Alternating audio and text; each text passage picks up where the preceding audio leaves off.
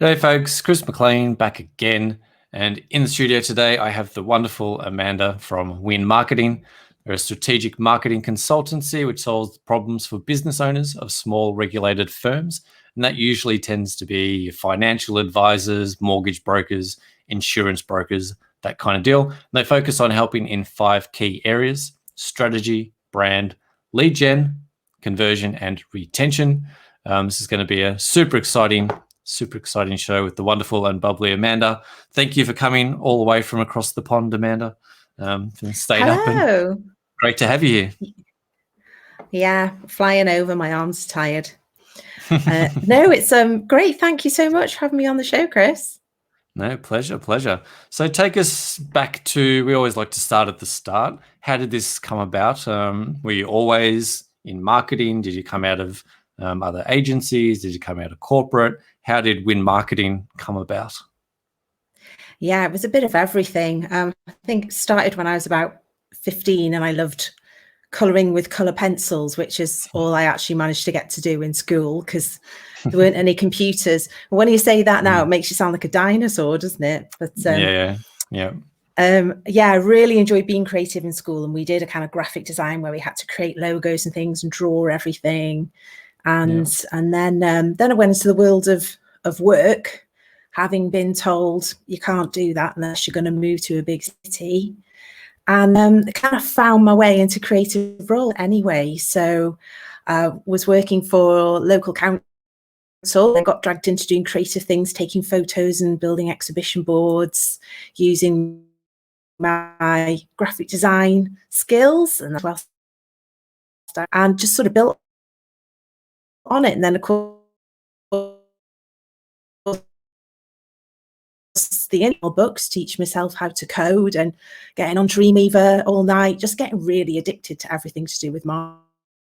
Of course, social media came along. It's like, right, I've got to learn all this now, and just literally layering all my skills. But I'm just one of those people that if I want to do something, I will go and find out how. I'll read books, I'll ask people, I'll get on YouTube, and I'll just make it happen. I think if you're really passionate about something like marketing, you just go and want to find out, don't you?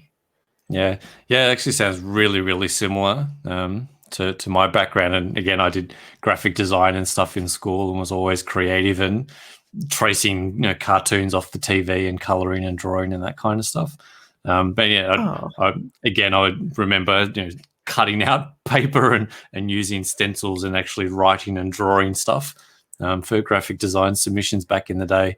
I remember actually we did like a work placement sort of in grade 10 here. I remember going into this agency and having done cutouts and drawing, and I went into this agency to do this work placement, and they were all using these Mac computers and designing everything on computer. And I was like, what the hell is this? This isn't design. This isn't graphics. This is crazy. It's a whole new world. Yeah, that was like 90, it would have been like 94, I guess, 93, 94. So yeah, and there was a whole new world. I was like, what, computers, design? So, but then much like yourself, when I sort of started the agency, just kind of learned stuff, picked up Photoshop, picked up how to code, how to design. Resonate very much with that. Self-taught. If you want to learn something, pick it up and do it. Definitely. And I remember being, I was 17 when I went into the world of work, and they gave me one of the first computers in the office, and it was a little bit like, you're young, you can learn how to use it, So it's like, all right, I will then. So I was using Cork Express then, if anyone ever remembers that. It was before Adobe InDesign came along, and doing lots of document layout, all that sort of stuff, and Photoshop. And and then got into websites, moved into corporate. And I was was managing the team at High Street Bank, and went through a huge multi-million pound rebrand with them, which was a massive, massive secret project. And so this is where it all got quite corporate and quite full on, and late hours and web releases at midnight on the phone to the IT team, and, delivering to senior marketing team and senior management team rather, and justifying your worth every day. And it was all a bit hairy. So less creative then. It got into more project management and the compliance side of things. But then that's what led me into what I'm doing now with Wynne Marketing, because I've got used to selling financial products and understanding the regulatory side of things. It's a little bit more different for people in these kind of regulated at the beginning, sort of insurance brokers, mortgage brokers, people in finance. They can't just come up with a marketing campaign and then put it live that day. It has to be approved by lots of different people. There's got to be a compliance trail, and the kind of things that I was doing at the bank had to be approved by 15 people usually before it went live. So it was really, really important you got it right, because you were talking about people's money, and there were people in ivory towers in Canary Wharf approving what I was doing, and I was on the phone at 4:30 trying to convince people to sign off things because it was going live in the morning, and it was all a bit insane. Yeah, right. Yeah, so that's really who you focus on when did you sort of start the Wynne Marketing as a full-time, this is what I'm going to do, and I'm going to decide I'm going to service that sort of regulated firms? Yeah, it was in 2010, just after I'd had my second child. So I'd gone off on maternity, and actually it was quite sad because my dad had not long passed away. And then I went off on maternity, and it was that sort of time to think about my life, reassess this. Do I want to be still doing this corporate thing? I want to spend time with the children. It's all a bit, full on now. And of course, it was not long after the financial crash. So everything had hit hard. And I had that kind of, life's so short, what am I doing? I want to set up on my own and just see how this goes sort of moment, as I'm sure lots of other people have. And just not look back from there, really. I mean, God, and since then there's been, 2 recessions, a pandemic, Brexit, it's just... Chaos. It's been a bit of a roller coaster for everybody, hasn't it, the last 10 years? Yeah, I think exactly that, what you went through sort of in 2010 and sort of stepped back and had that thought of what the hell do I actually want to do with my life. I think that's happened a lot in the last 12 months or so. With the pandemic, people have sort of had to sit back and go, well, either I have to make a decision because I now don't have work anymore, or I've had time to actually spend more time with my family and go, actually, that's quite important. I want to do more of that. So I think these cycles always happen, but having that space to sit back and actually then decide intentionally about what you want to do, I think these are important milestones and important moments in people's lives. They get to choose their path forward. And obviously this is something that you're both passionate about, you're curious in the space, and you've got expertise having come off that corporate background. So how do you, where do you really, what's your big thing? Where do you sort of sit in terms of what's the one thing a mortgage broker, financial advisor comes to you and says, help me? Where do you really step in and sort of pick them up and carry them forward from? Well, I think quite often they don't know what the problem is, but they just know that the marketing doesn't really seem to be doing anything. Right. And they don't feel that they've got it quite right, or that it looks to be the same as the person, in the neighbouring office down the road, their competitor down the road. So it's one of those things that I always feel it's a bit like an iPad. You don't know that you've got it, and then you wonder how you manage without it. So whenever I have a conversation with people, I just kind of say, how's it going? And they go, oh, yes, we don't need any marketing. We've got this lady does our Twitter, and this person writes blogs and this. I'm going, well, yeah, but, are you getting any business from it? And how do you know? And how do you measure that? And would you prefer to go into this market? Don't you think this area is a little bit more profitable for you? Have you considered this? Have you considered that? And it's quite easy for them to suddenly sort of go, wow, I've never even really thought about it to this level. It's just you sort of, the churn out content sometimes. Everybody kind of gets into this system of just churning out content and then not really having the time to sit and look and see what's working and what's not. So when I get into conversation with people, it's fantastic to kind of be able to help them, and you see them go, oh yeah, let's have a coffee. And I focus very much on the strategy side of things now, and I just love solving problems. I mean, I'm a bit of a geek, like a word geek and a pub quiz geek and that kind of thing. And so if I can mix marketing and psychology and people's hopes and dreams and with like solving their problems. That's just my absolute dream business. So I've managed to rustle that up with Wynne Marketing. So so it's taken me a while to get here, but loving it now. Yeah. So you're very, very on that strategic level. So you're coming into people that say we can get sort of stuck in the weeds of just churning out content or just hitting different platforms or doing things just because we've heard that's the latest thing to do, or we need to be on TikTok, or we need to be doing 60-second reels because that's what everyone's doing. I need to be doing video. But actually, I suck at video, but I'm going to do it anyway.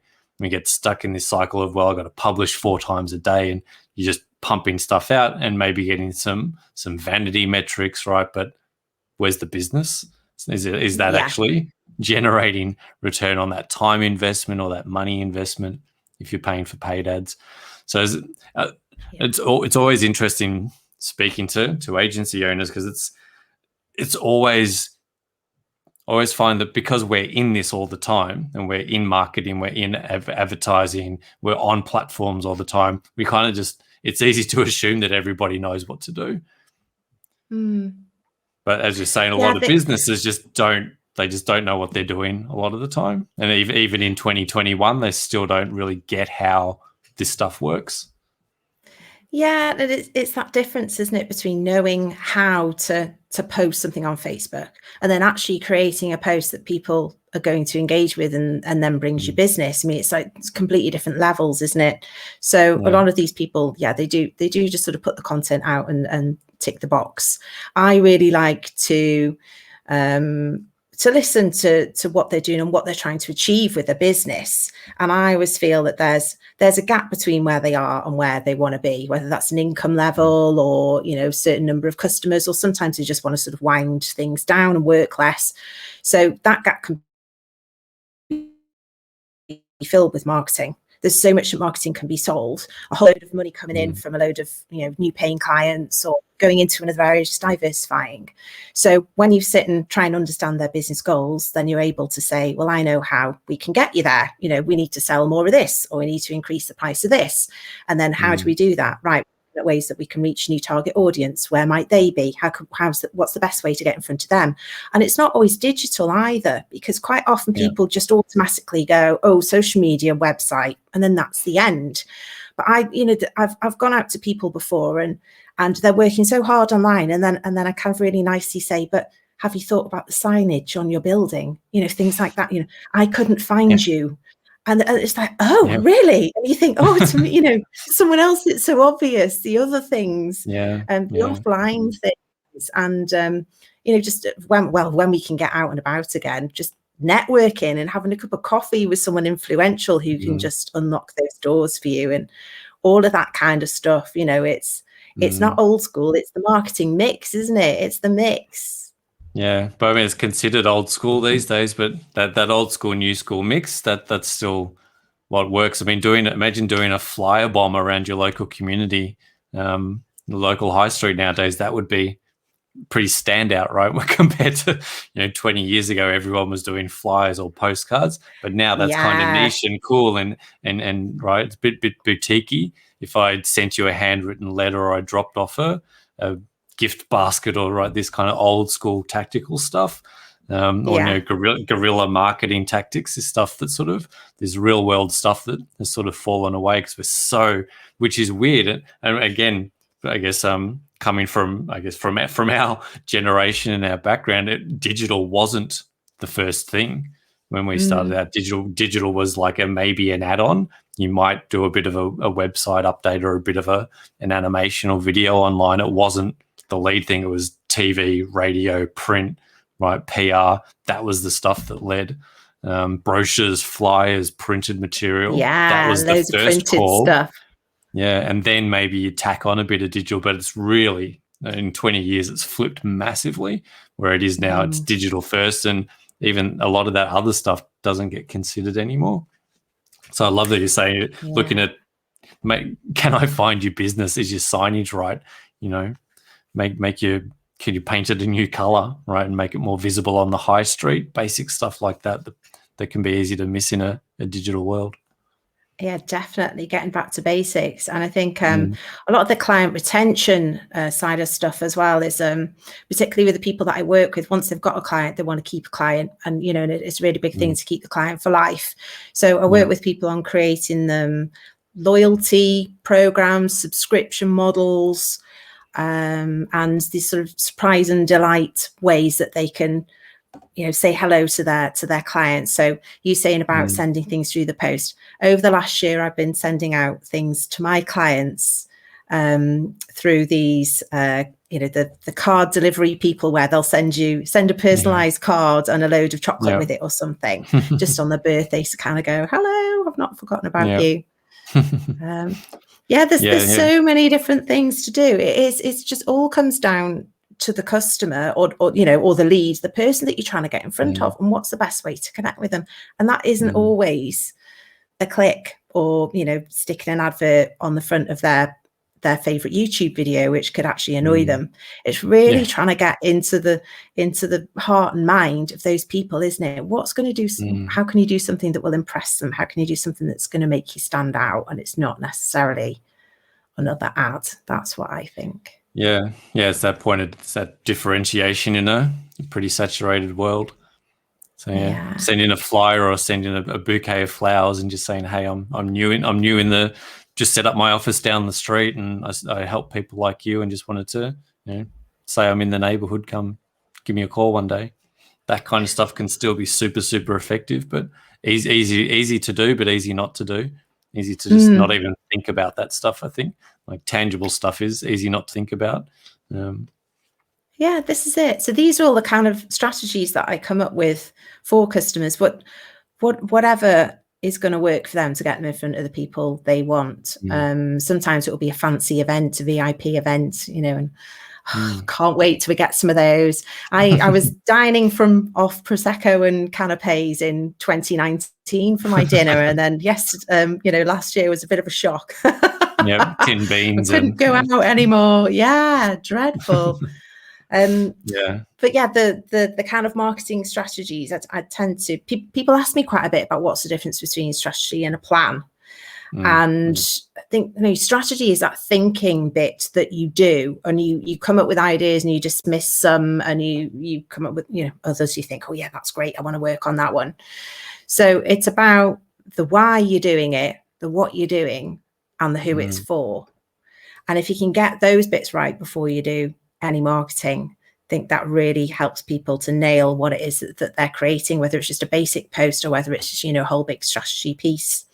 And once I've got those things right, then I look at how can we now make a marketing plan out of those strategies. So that's the actions, isn't it? It's the when, the where, and the how. So, the timing of it, the when, like seasonality, or hashtag days, all those kind of things. You've got the where is the right platform or the physical place for your people, and the how is how are we going to get this done? Who's going to do it? Do we need to outsource? Do we need to send someone on a training course?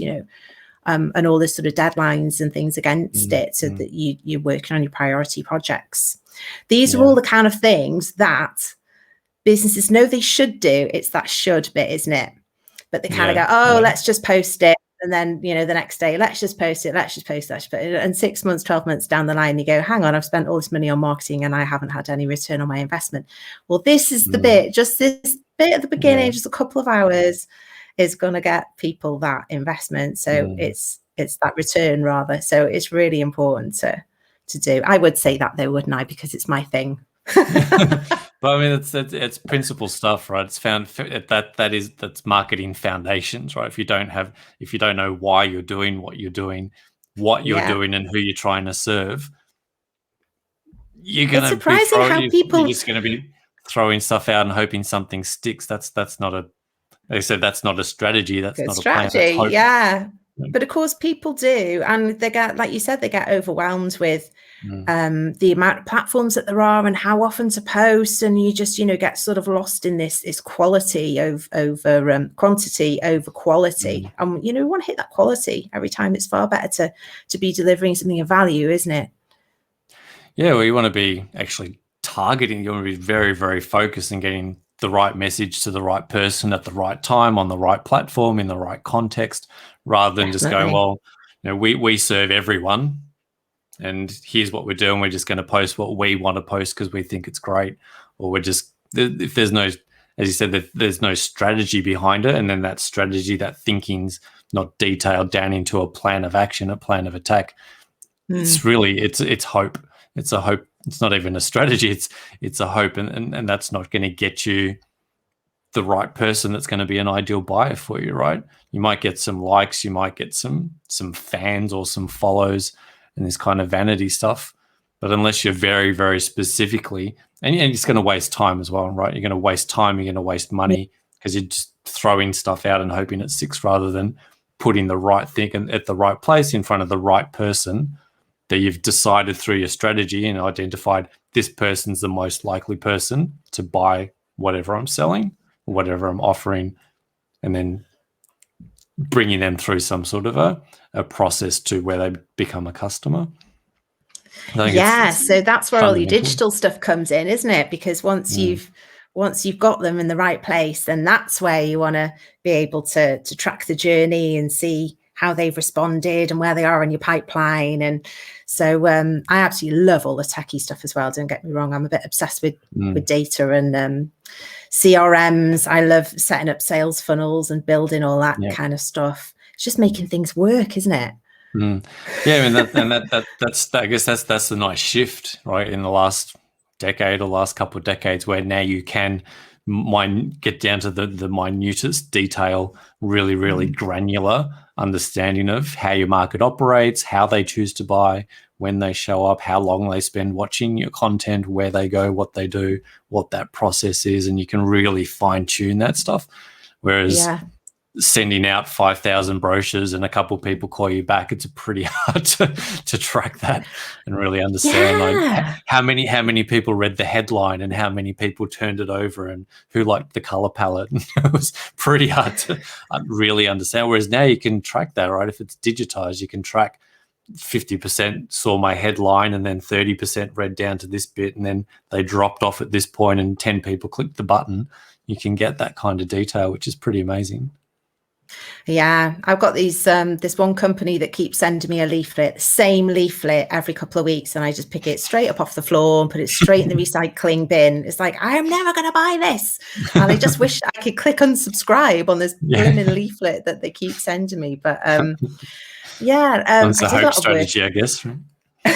Yeah, I did a lot of work around GDPR when it went live. I suppose it's different all around the world, but in Britain, when we were still part of Europe, when you were in the EU, when we were in the EU, we're still part of Europe, although it doesn't feel like it.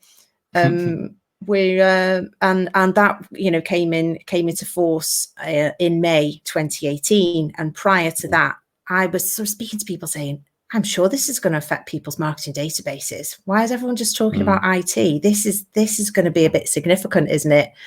And so I went down to London and got trained up and got some different conferences and things there, and was able to learn about how that was going to affect things. Believe it or not, I thought that it would be very dull, but I in fact really loved working and learning about all of the rules and the regs.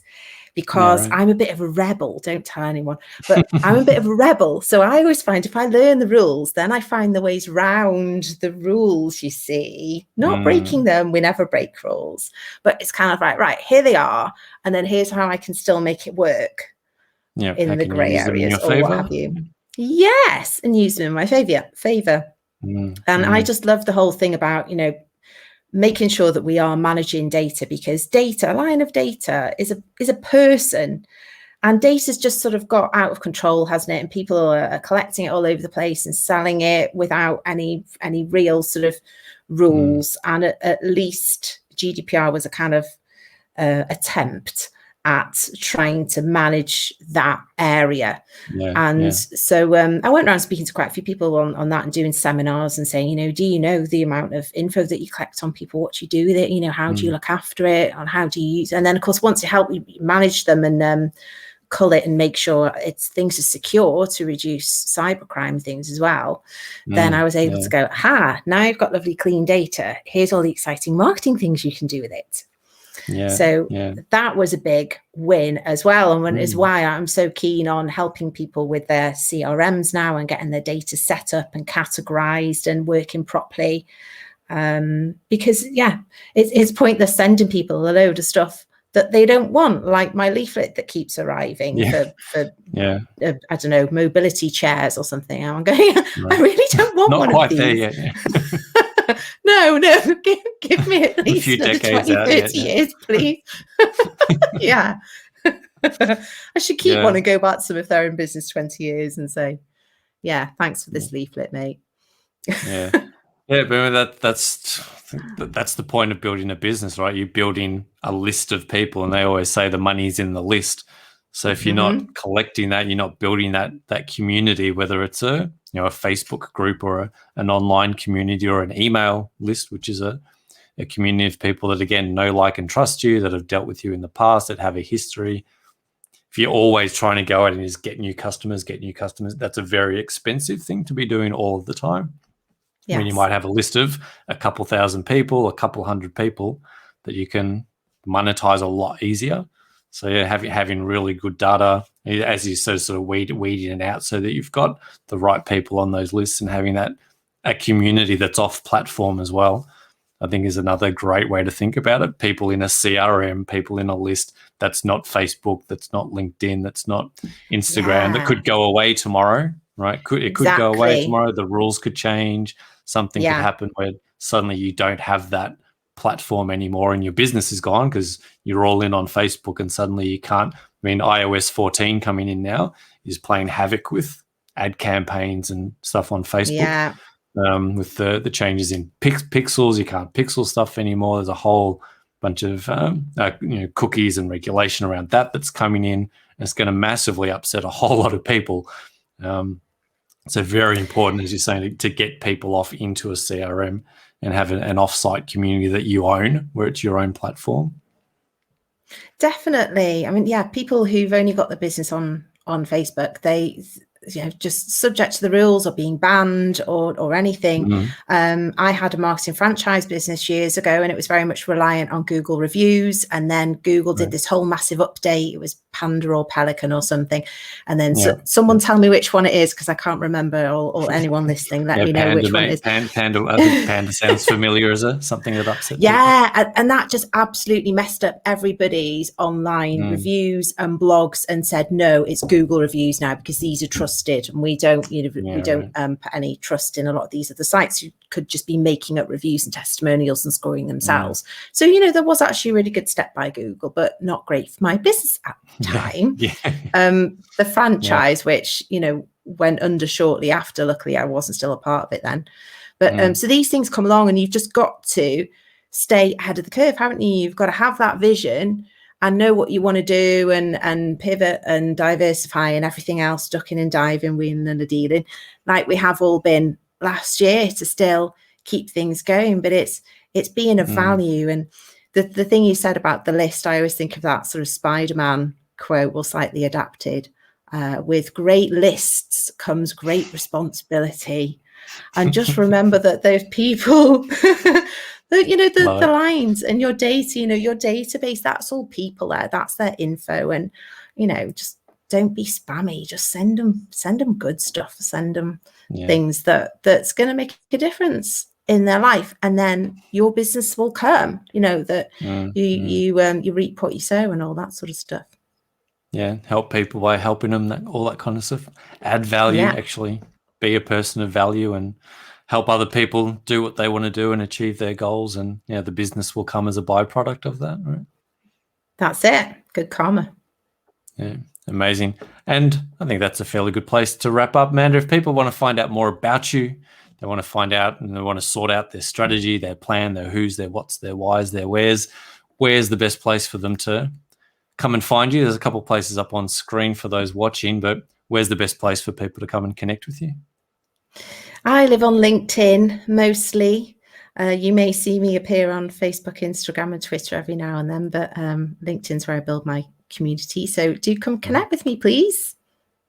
Amazing. And I will drop all of those links in the show notes for those of you that are listening and can't see the screen at the moment, but go connect with Amanda over on LinkedIn, get your strategy in place, get your plan working, and take control of just the foundational, fundamental marketing stuff that is still applicable. Even if it's old school, it still works. Yeah. That's why it's a principle. So, go back to basics, and then, then you can build in the granularity, and you can layer on that really cool techie stuff at the back end to make sure you're collecting all your people and you can serve them in the best way possible.